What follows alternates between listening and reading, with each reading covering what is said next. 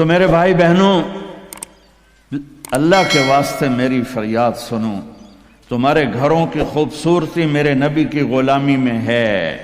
یہ ڈبل جابیں چھوڑو، یہ بڑے بڑے گھروں کی دوڑ چھوڑو، بڑی بڑی گاڑیوں کی دوڑ چھوڑو، اپنے گھروں کو بچاؤ اللہ کے واسطے، چونکہ یہاں کی نسل خطرے میں ہے۔ پاکستان میں کوئی برے سے برا بچہ بھی ہوگا تو ایتھیسٹ نہیں بنے گا، اسلام نہیں چھوڑے گا، یہاں اسلام چھوڑ دیتے ہیں۔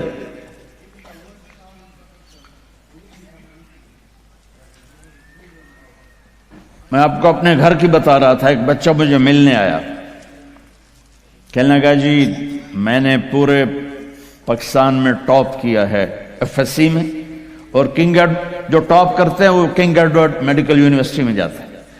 تو 2 دفعہ میں خودکشی کی کوشش کر چکا ہوں، پلز کھائیں، گولیاں، لیکن وہ زندگی تھی، بچ گیا۔ میں نے کہا بیٹا تو چھوٹا سا ہے، تو نے یہ خودکشی کی کیوں یہ تو نے قدم اٹھایا؟ کہا جی میرے امی اور ابو اتنا لڑتے ہیں کہ ڈسہارٹڈ ہو کر میں 2 دفعہ خودکشی کی کوشش کر چکا۔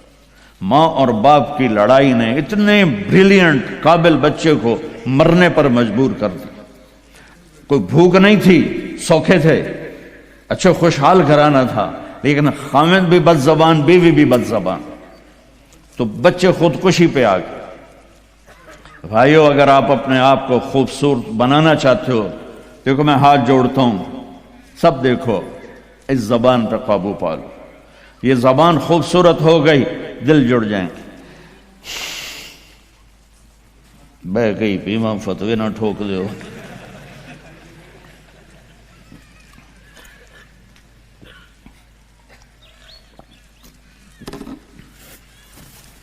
ہماری ایک دھوبن تھی ماسی شریفہ، 85 میں بیچاری فوت ہوئی، چھوٹا قد تو بڑی لڑاکی۔ تو وہ ایک دن آئی میری بہن کے پاس، کہنے کہ بی بی اے میری نوواں بڑیاں لڑدیاں میرے نال، 4 بیٹے تھے 4 بہن، تو میں نے کوئی تویز دے 4 میری نوکر بن جاؤں۔ میری بہن کو تو پتا تھا کہ لڑدی تھا آپ ہے، تو اس نے نا اسے کاغذ پر کچھ لکھا کے نا یوں کر کے نا اسے تعویذ کو رول کر کے، کماسی شریفہ اے تعویذ ہے بڑا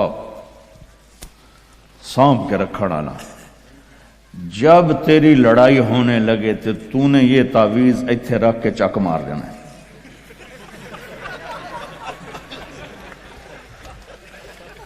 میری بہن نے کیا طریقہ استعمال کیا، ماسی شریف ہم کو چپ کروایا۔ اب تعویذوں کا بڑا مانتے ہیں ہمارے دیہاتوں میں، تو وہ ہفتے بعد آ گئی، کہنے کہ بی بی تو تو بڑا چنگا تعویذ دیتا ہے، میری تو ساری لڑائی ختم ہو گئی، کیونکہ ماسی شریفہ چپ ہو گئی۔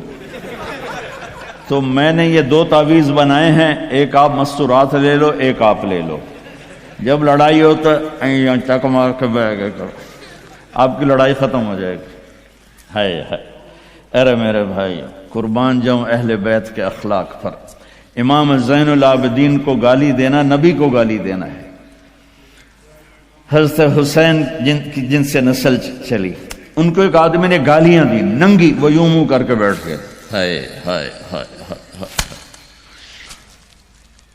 اس نے سمجھا کہ ان کو پتہ نہیں میں ان کو گالیاں دے رہا ہوں، تو وہ ادھر سے اٹھ کے سامنے آ کر کہنے لگا ایاک آنی، اور میں تینوں گالا کر رہے ہیں۔ آپ نے فرمایا وعن کا اغوی، اور میں بھی تجھے ہی معاف کر رہا۔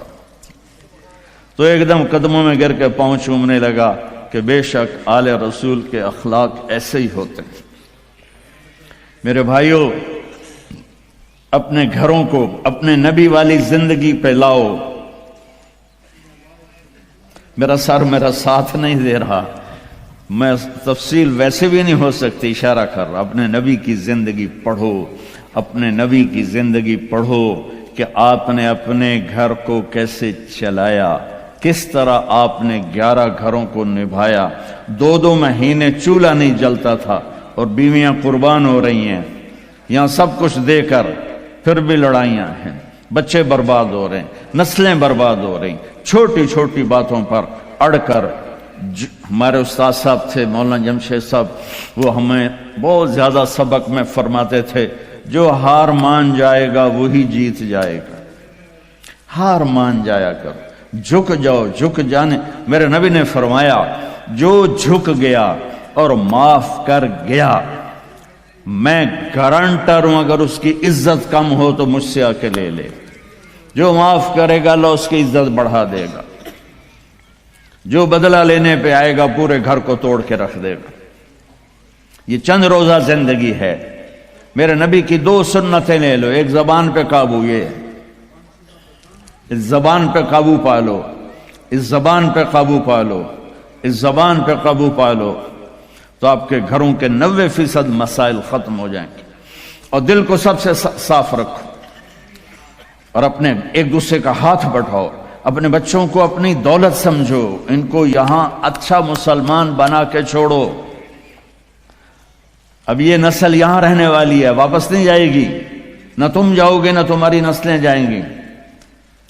ایک پٹھان کوئی بیٹھا ہو تو پہلے معافی مانگتا ہوں، تو ایک پٹھان کا خرگوش گم ہو گیا، تو لوگوں نے افسوس کیا کہ خان جی آپ کا تو خرگوش گم ہو گیا، تو وہ کہنے لگا ارے بھائی غم نہ کرو، ہم نے اس کو نسوار کھلایا ہوا ہے، جب نشہ ٹوٹے گا ہمارے پاس ہی آئے گا۔ تو تمہیں آسٹریلیا کی نسوار لگی یا تم پاکستان واپس جاؤ گے؟ نہیں جاؤ گے، ادھر ہی رہو گے۔ لہذا یہاں اس طرح زندگی سیکھو کہ آپ کی نسلیں اسلام پہ باقی رہیں۔ میں اس ایسے اداروں پر محنت کرنے والوں کو سلام پیش کرتا ہوں۔